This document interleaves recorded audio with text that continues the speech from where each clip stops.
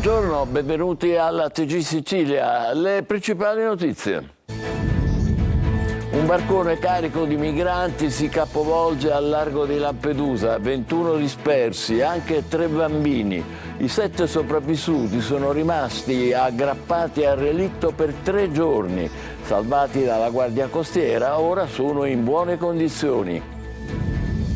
Partita la bonifica sulla montagna di Erice, attraversata la notte scorsa dal fuoco. Si cercano anche i possibili inneschi per verificare se, come si teme, si sia trattato di un incendio doloso. Nel cosiddetto triangolo della morte nel siracusano, dopo gli incidenti dei giorni scorsi all'ISAB, cresce la paura, ma Legambiente fa notare resta più forte la preoccupazione per il posto di lavoro. Catania, al TG Sicilia, parla Mattias, il turista francese di 48 anni, travolto e ferito da uno scooter dopo uno scippo in centro storico. Ho temuto di perdere un piede, racconta, ma appena mi sarò rimesso tornerò. Sempre a Catania, davanti alla stazione, nella fontana di Proserpina, uno storico monumento realizzato 120 anni fa, come vedete al posto dell'acqua rifiuti di ogni genere. A Palermo è allarme delinquenza minorile, le baby gang la fanno da padrona con vandalismi, furti e rapine, mentre Cosa Nostra continua a fare affari milionari con il traffico di droga. Vendemmia della legalità a Salemi, un terreno confiscato alla mafia produce economia grazie al lavoro dei volontari della Fondazione Onlus San Vito di Mazzara del Vallo. Calcio nel Catania ha lanciato dopo il Benevento, Lunetta afferma possiamo fare una grande stagione. Periodo delicato per il Trapani che continua il casting per il nuovo allenatore e per il Messina con il club sempre contestato dai tifosi.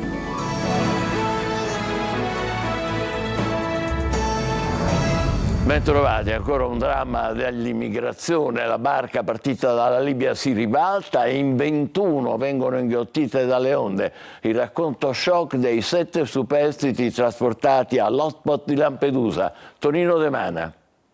Per giorni sono rimasti aggrappati ad una barca alla deriva nel Mediterraneo dopo aver visto altri 21 compagni di viaggio, tra cui 3 bambini, sparire tra le onde. Quando il natante era semisommerso e in procinto di affondare, sono stati avvistati dalla Guardia Costiera italiana. Sono 7 siriani sopravvissuti a giorni e notti in mezzo al nulla con le forze che venivano a mancare. I naufraghi, ormai stremati, sono stati soccorsi al largo di Lampedusa, sbarcati sul molo Favarolo, seppur sotto shock, hanno raccontato la loro odissea in mare. Eravamo 28 con 3 bambini, tutti sono caduti in mare perché il tempo era brutto e il mare fortemente agitato. Abbiamo cercato di salvare i nostri compagni ma non c'è stato nulla da fare. Siamo partiti domenica pomeriggio da Sabrata in Libia, hanno proseguito i superstiti dopo essere stati portati all'hotspot a bordo. Eravamo tutti sudanesi e siriani. La barca si è capovolta dopo un giorno di navigazione.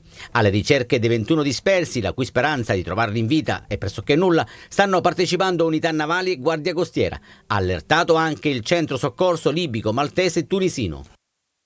Le 7 persone sopravvissute al naufragio sono in buone condizioni, lo afferma la vice direttrice della struttura di Contrada Imbriacola Lampedusa, Cristina Palma, la quale naturalmente sottolinea che i 7 sopravvissuti sono stati presi in carico dal team sanitario multidisciplinare e soprattutto dagli psicologi. Sulla tragedia interviene l'arcivescovo di Agrigento, Monsignor Damiano. Solo in quest'anno nota si calcola oltre 1000 morti nel Mediterraneo. Occorre, dice l'arcivescovo, un cambio di paradigma nell'affrontare la questione migratoria, favorendo canali di ingressi legali, il rilascio più agevole dei visti e soprattutto incrementando notevolmente gli investimenti nella cooperazione internazionale per favorire un reale e giusto sviluppo economico dei paesi di partenza. Così l'arcivescovo di Agrigento. Sulla montagna di Erice, attraversata la notte scorsa dal fuoco, è in corso la bonifica da parte degli operai della forestale, ma è anche il momento di verificare se si possa essere trattato di un incendio doloso, quindi si è alla ricerca dei possibili inneschi. Laura Spanò. Sono stati 45 gli ettari di terreno percorsi dal fuoco scoppiato ieri sera attorno alle 21 e che ha interessato gran parte della montagna di Erice, il borgo medievale che sovrasta Trapani. Stamane è iniziata l'opera di bonifica dei luoghi percorsi dalle fiamme, per lo più si tratta di macchia mediterranea. Visto il modus operandi, l'orario in cui è scoppiato l'incendio, la scelta di una giornata di scirocco, le condizioni di vento favorevole, non è escluso che possa trattarsi di un incendio di origine dolosa e ora c'è un'indagine in corso. Intanto si cercano i possibili punti di innesco. Ancora una volta, infatti, mentre si tentava di avere ragione delle fiamme in una zona, si doveva correre a spegnere un altro focolaio. Le fiamme, poi complici anche le alte temperature che ancora stanotte erano presenti su tutto il territorio e il vento di scirocco in pochi minuti si sono allargate su gran parte della montagna, anche in zone impervie, raggiungendo San Nicola, Casazze, Fontana Rossa, Visconti. Per poco si è evitato che entrassero nella zona demaniale di San Matteo, ultimo polmone verde già colpito negli anni precedenti. Sono state 7 ore di duro lavoro e solo stamane alle 4 finalmente le fiamme sono state spente. L'allerta è stata attorno alle 21, da quel momento si è messa in moto la macchina organizzativa grazie alla quale si è potuto limitare per quanto possibile i danni. Lungo tutta la zona dell'incendio hanno lavorato in condizioni proibitive gli operai della Forestale, Vigili del Fuoco e a dare manforte numerosi volontari della Protezione Civile di Erice e diverse altre associazioni di volontariato. Solo stamane sono state riaperte al traffico le strade di accesso a Erice, quella da Valderice e quella da Trapani. Così la montagna sopra Erice, nella zona industriale di Siracusa, nel cosiddetto quadrilatero della morte, gli abitanti sono stanchi e preoccupati dopo gli incidenti degli ultimi giorni. Il polo petrolchimico fa ancora più paura e anche se c'è timore di dirlo apertamente, Legambiente rileva al nostro telegiornale: inutile protestare, qui quasi tutti sono legati al lavoro e quindi sono legati alle raffinerie. Francesco Aloi. Chi abita nel quadrilatero della morte, tra Siracusa, Priolo, Melilli e Augusta, vuole che i riflettori restino accesi. Gli incidenti del polo petrolchimico non possono essere dimenticati, ci dicono in molti. Ai cattivi odori ormai ci si è abituati, ma l'ARPA monitora sempre tutto. Dopo la pioggia oleosa del 26 agosto, la tensione è ancora più alta. A noi non rassicura assolutamente, anche perché l'evento che è successo ultimamente a mio ricordo non si è mai verificato. Se il fenomeno causato da quello che ISAB chiama sfiaccolamento imprevisto e incidentale è finito, il dibattito pubblico e politico non si placa. La Regione e i sindaci della zona vogliono capire meglio. Continueremo a fare presente il nostro bisogno di chiarezza e il nostro bisogno di sicurezza per noi e per tutto il nostro territorio. La salute deve vincere sulle industrie, sottolineano i residenti, ma organizzare una manifestazione potrebbe significare anche questo. Questo territorio è legato a doppio filo, a doppio mandato con le aziende del polo petrolchimico, per cui rischieremmo anche di fare una brutta figura, cioè la gente sì, vuole giustizia, vuole uscire fuori, ma ha paura. L'impianto U100 Topping ISAB Sud è sotto sequestro, anche se è autorizzato a non fermarsi, ma la procura di Siracusa sta passando tutto ai raggi X. Catania parla in esclusiva al nostro telegiornale Mattias, il turista francese di 48 anni, travolto e ferito da uno scooter dopo uno scippo in pieno centro storico. L'intervista è di Luca Ciliberti. Sì, aveva paura ovviamente di perdere il piede perché si è trovato l'osso di fuori, quindi è rimasto molto spaventato con una grande scarica di adrenalina. Parla per la prima volta Mattias, 48 anni, il turista franco-svizzero travolto venerdì scorso a pochi passi da Piazza Stesicoro da 2 rapinatori in fuga a bordo di uno scooter che poco prima avevano scippato una ragazza. Nell'incidente sarebbe coinvolto anche un altro scooter. Lui ricorda che stava camminando per strada quando a un certo punto ha sentito una moto accelerare ed è stato colpito, poi ricorda di essersi trovato al suolo cercando di raggiungere il marciapiede e ha visto un altro uomo, probabilmente su un altro motorino, che picchiavano colui che aveva effettuato l'incidente e ha dovuto aspettare al suolo poi che arrivasse l'ambulanza. L'uomo è rimasto a terra, sempre vigile, in attesa dei soccorsi, mentre tra gli occupanti dei 2 scooter sarebbe nata una rissa. Sono stato solo sfortunato. Mattias era appena arrivato a Catania, ma giura che non appena si sarà ristabilito vorrà ritornare in città. Spera di ritornare qua con la sua gamba funzionante al 100%, se non di più, perché vuole fare escursioni, che è quello che ama, che gli piace fare, e spera di poter provare anche il nostro cibo, che sfortunatamente non ho potuto provare, avendo avuto soltanto esperienza col cibo ospedaliero, che non è il massimo, ma... Per i medici del reparto di ortopedia dell'ospedale Cannizzaro di Catania, che lo hanno in cura, i tempi di ripresa sono ancora lunghi per la complessità delle fratture riportate. Attualmente è fuori pericolo e dovrà fare un intervento definitivo che consisterà nel togliere il fissatore esterno ed applicare un chiodo per consentire al paziente di ritornare a casa, visto che lui abita in Svizzera, è un francese che abita in Svizzera e ha espresso il desiderio di ultimare le cure con noi, vuol dire che gli abbiamo ispirato fiducia. Tanti auguri a Mattias, lo aspettiamo ancora a Catania. Adesso vedremo insieme le condizioni di assoluto degrado di uno dei monumenti più belli della nostra città di Catania, la fontana di Proserpina, realizzata nel 1904. Giusto quest'anno ricorre il 120° anniversario della sua realizzazione, ma c'è ben poco da festeggiare. Al posto dell'acqua vedrete rifiuti di ogni genere. Tonino De Mana. Il 30 ottobre 2023 era balzata agli onori della cronaca perché un'auto era finita dentro. Oggi, a finirci dentro e a restarci da giorni, sono rifiuti di ogni genere, dalle bottiglie al cartone, passando anche per un grosso vaso in ceramica. Nell'anno in cui ricorre il 120° anniversario dalla sua realizzazione, la fontana del Ratto di Proserpina è ostaggio dell'inciviltà e dell'indifferenza anche di chi dovrebbe tutelare un monumento di pregio, declassato ormai ad un'enorme vasca per riversare spazzatura. Niente zampilli e giochi d'acqua, solo ristagni maleodoranti che richiamano insetti di ogni tipo. Dentro e attorno soltanto rifiuti, lattine, bottiglie di vetro e cartoni, giacigli di fortuna per senza tetto. Da queste parti, nonostante la vicinanza alla stazione centrale di Catania, non esistono controlli, come conferma questo addetto alla ristorazione. È brutto adesso, guarda, adesso prima troppo bello, noi c'è gente. Troppo sporco, adesso noi non c'è gente, perché c'è tante litigare qua, c'è tanti, non lo so che paese. Quindi diciamo i clienti scappano? Certo, perché loro paura.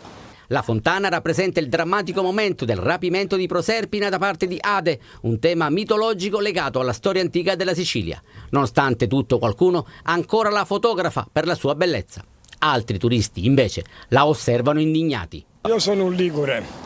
Vengo qua e trovo uno schifo unico, lo dico chiaramente, anche siamo la Sicilia. È un degrado. Io ho fatto l'università qui e non era così. Ho dei ricordi molto più belli. Un segnale di speranza ed una lezione di civiltà arriva da questo ragazzo originario del Bangladesh. Hai visto un monopattino a terra e lo hai alzato? Sì, perché questo gentilmente, questo qualcosa da cadere, devo salire. Per legge questo, per noi Bangladesh. Davvero complimenti. Grazie, ciao. Ciao, davvero complimenti anche da parte nostra. Caro Scuola, stangata per tante famiglie, a Palermo, nel quartiere di Ballarò, c'è l'appello del parroco. Molte famiglie non potranno comprare libri e corredo scolastico per i propri figli. Lo abbiamo incontrato. Marco Cullà. Molte famiglie hanno difficoltà ad acquistare libri e corredo scolastico, soprattutto nel quartiere di Ballarò. L'allarme lo lancia Don Enzo Volpe, punto di riferimento del quartiere. Lo vediamo all'opera, nel suo centro aggregativo. Qui, assieme ad altri collaboratori, prova ad aiutare tutte le famiglie disagiate di Ballarò, e non sono poche. Intanto la difficoltà di molte famiglie è legata chiaramente a un alzamento di prezzi rispetto del materiale che dovrebbe essere di consumo ordinario. Parliamo proprio degli zaini, dei quaderni, delle penne, del materiale che serve proprio ai ragazzini, fin dalla scuola materna, direi, elementare, e poi anche alla scuola media, per poter esprimersi anche nella loro creatività. Prezzi che aumentano soprattutto per quanto riguarda zaini e diari, e a pochissimi giorni dall'inizio della scuola le difficoltà difficoltà per tante famiglie sono davvero tante. Non ce la fanno e su questo ci sarebbe veramente da fare una riflessione. Il materiale scolastico è un elemento di inclusione. Avere uno zaino del supereroe piuttosto che della supereroina o un diario che magari può essere gradito ai ragazzini è un segno di inclusione. Purtroppo qui i prezzi salgono perché un po' il mercato capisce che c'è una grande richiesta. Aiutare il prossimo, questo è il messaggio che il prete di Ballarò vuole mandare. Proprio una ragazzina, alcuni mesi fa, di una famiglia un po' più bisognosa, si è resa conto che aveva del materiale scolastico in più, che comunque le era stato regalato, che ha voluto lasciare proprio qui a casa Ancora con questa intenzione: può servire a qualcuno che ha bisogno. Questo è il messaggio positivo che arriva da Ballarò, ma nel resto del capoluogo è allarme e delinquenza minorile, violenza di strada, furti, rapine. Le baby gang la fanno da padrona e neanche la mafia controlla più questa microcriminalità improvvisata, notano gli investigatori. Non passa notte senza furti, vandalismi, rapine e nel frattempo Cosa Nostra continua a fare milioni con i traffici di droga. Maglio Viola. Cala la notte, cominciano i furti e le rapine. Saracinesche divelte, vetrine spaccate, passanti aggrediti per rubare il telefonino, autovetture rubate a ritmo di 4 o 5 per ogni notte.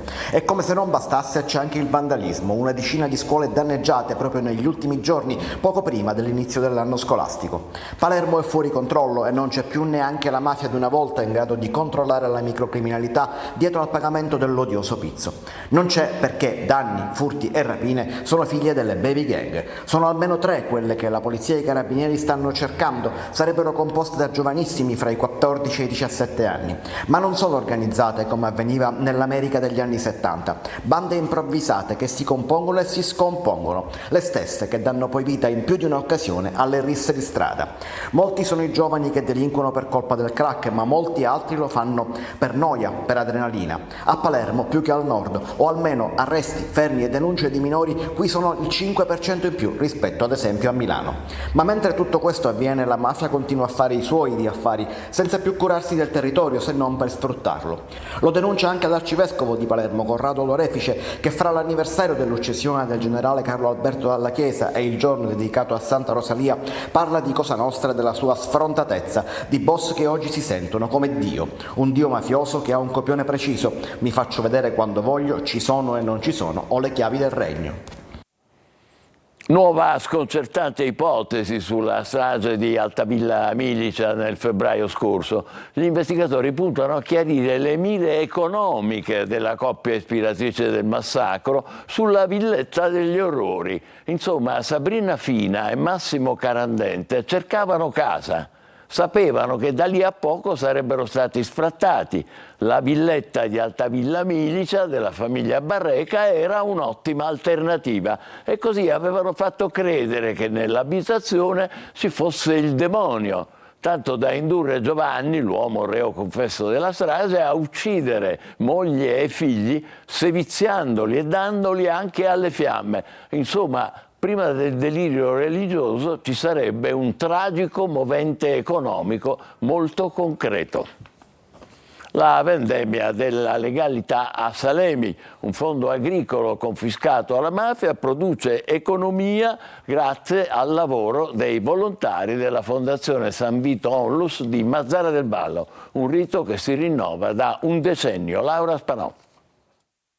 Si è rinnovata a Salemi la vendemmia della legalità in un fondo agricolo confiscato alla mafia e assegnato dal comune alla fondazione San Vito Onlus di Mazara. Si tratta di un vigneto di 2,5 ettari coltivato a grillo. Sono stati 35 quintali di uva raccolta. Come ormai avviene da un decennio, durante il periodo di vendemmia nel vigneto di Contrada a Fiumelungo, alle porte di Salemi, viene effettuata la raccolta solidale dell'uva, una raccolta che rappresenta la riappropriazione del territorio da parte della comunità. necessità del riscatto civile e dell'impegno di tanti perché non si perda mai la speranza del cambiamento. Quest'anno tra operatori e volontari sono state 25 le persone coinvolte nella raccolta. C'erano 4 migranti della comunità Masna Mandela, 6 ragazze della comunità di recupero tossicodipendenti Miriam in Rinascita e 3 ragazze del servizio civile Sportello Antiviolenza e un gruppo di studenti del Parlamento internazionale della legalità degli istituti scolastici superiori di Salemi. Anche quest'anno siamo riusciti a organizzare la vendemmia della legalità,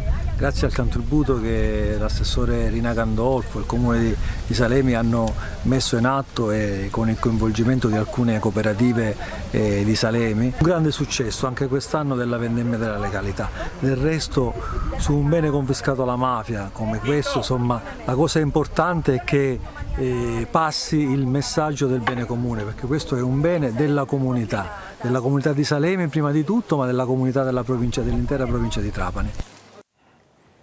A Castelvetrano è morta a 88 anni la madre di Matteo Messina Denaro, Lorenza Sant'Angelo, che ha portato con sé i segreti della sua sanguinaria famiglia mafiosa. E proprio oggi al Festival del Cinema di Venezia è di scena Iddu, l'ultimo padrino, il film sul boss di Cosa Nostra, morto in carcere un anno fa, è interpretato da Elio Germano. Veronica Barbarino. Dicono che la felicità per i buoni c'è. Ma io non stabilisce quali sono i buoni e quali sono i cattivi. Terz'ultima giornata dell'81esima Mostra del Cinema di Venezia. Arriva al Lido il quinto e ultimo film italiano in concorso, Iddu, l'ultimo padrino, di Fabio Grazzadonia e Antonio Piazza. Il film, nato dalla lettura dei numerosi pizzini ritrovati nel corso della lunga latitanza del boss mafioso Matteo Messina Denaro, vede l'attore Elio Germano nei panni del boss, in scena con Tony Servillo. Liberamente ispirato a fatti accaduti, racconta il rapporto tra il boss in latitanza e il politico Catello, che dopo alcuni anni in prigione per mafia, uscito di galera a seguito della richiesta dei servizi segreti italiani di catturare il suo figlioccio, Matteo, dà vita a uno scambio epistolare con il latitante, cogliendo così l'occasione per rimettersi in gioco. La realtà è un punto di partenza, non una destinazione, dicono i registi, recitato sia in italiano che in dialetto siciliano, nel cast anche Daniela Marra, Barbara Bobulova, Giuseppe Tantillo. Le musiche sono di Colapesce. Il film uscirà nelle sale italiane il 10 ottobre. Scrivo. Facciamo la nostra pausa, tra poco il calcio con l'avvicinamento del Catania alla sfida con la Juventus Next Gen e il rebus allenatore a Trapani. State con noi.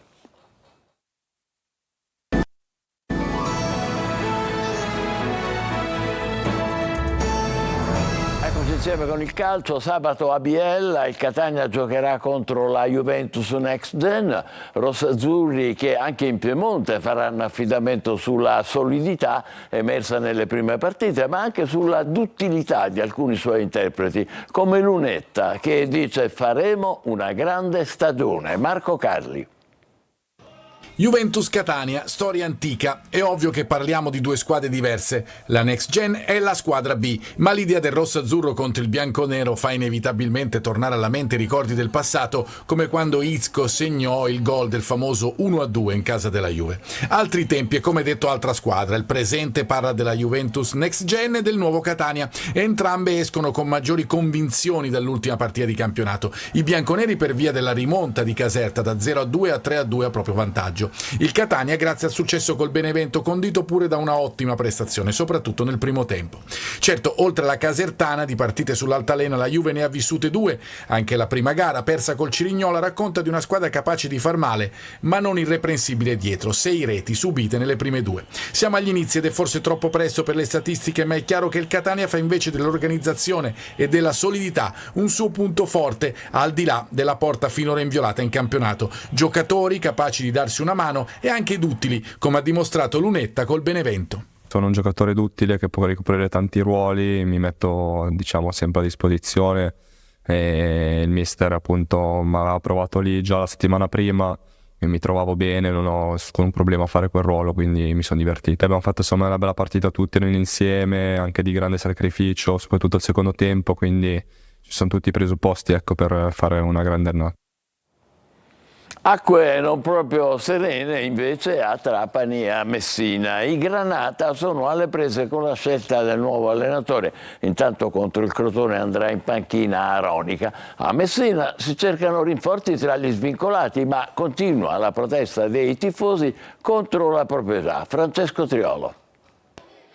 Contro il Crotone sulla panchina del Trapani siederà Totò Aronica, l'ex di Messina, Reggina e Napoli e adesso allenatore della formazione primavera, è stato chiamato a traghettare i Granata dall'esonerato Alfio Torrisi al nuovo allenatore, per il quale è in corso un autentico casting. Il presidente Antonini ha parlato con diversi tecnici dopo essersi concentrato all'inizio su Massimo Oddo. C'è una trattativa aperta con Fabio Liverani, reduce da un'esperienza sfortunata con la Salernitana ed il doppio salto di categoria dalla Serie C alla Serie A con il Lecce. I Granati inoltre stanno tentando di riavvicinarsi ad Attilio Tessere, le cui pretese economiche però appaiono elevate. L'ultima ipotesi è quella di Cristian Brocchi. Entro lunedì comunque dovrebbe arrivare la scelta. Intanto la squadra è stata affidata temporaneamente a Salvatore Aronica, che sabato guiderà i Granata nel match contro il Crotone, giocandosi anche le sue opportunità di una possibile riconferma sulla panchina Granata.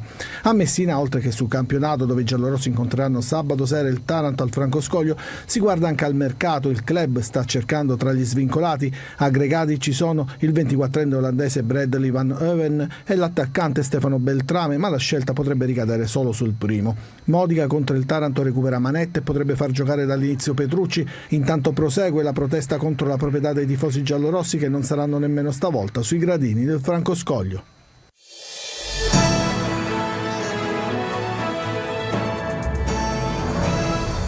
Mentre decine di migranti che pagano gli scafisti continuano ad approdare a Lampedusa, eccoci di nuovo ad assistere a una nuova sciagura a sud dell'isola. 21 dispersi, li chiamiamo così per imbarazzo o per pudore, compresi 3 bambini e le loro mamme. E i 7 superstiti del barcone carretta, che si è rovesciato poco dopo aver lasciato la Libia, si sono salvati, avete sentito, perché sono rimasti aggrappati per 3 giorni al relitto capovolto, naturalmente senza che nessuno avesse il giubbotto galleggiante. Ora, è possibile che questa catena di morti non si possa fermare, che il Mediterraneo, come dice il Papa, continua a ripeterlo il Papa, il Mediterraneo debba essere diventato un cimitero nell'indifferenza dell'Europa e di ciascuno dei 27 membri. Avete ascoltato anche le parole del vescovo di Agrigento. È troppo chiedere che si organizzi almeno un pattugliamento con navi dei centri di soccorso maltese, tunisino e pure libico, oltre che italiano naturalmente, da integrare con i mezzi con l'Europa. La nostra Guardia Costiera già lo fa, ma da sola, si è visto, non basta, si muovano anche gli altri. In passato c'è stata una missione navale efficace, poi non si sa perché è finita nel nulla. Ricostituire al più presto una guardia costiera internazionale, con mezzi navali che facciano sorveglianza e soccorso costante, a turno negli spazi loro assegnati. È diventato indispensabile per non ricordare poi questi anni 2000 come quelli dell'indifferenza colpevole di fronte alle stragi di migranti e dei progetti per mettere ordine a partenze e viaggi senza risultati. Ci fermiamo qui, torneremo alle 20, grazie e buon pomeriggio.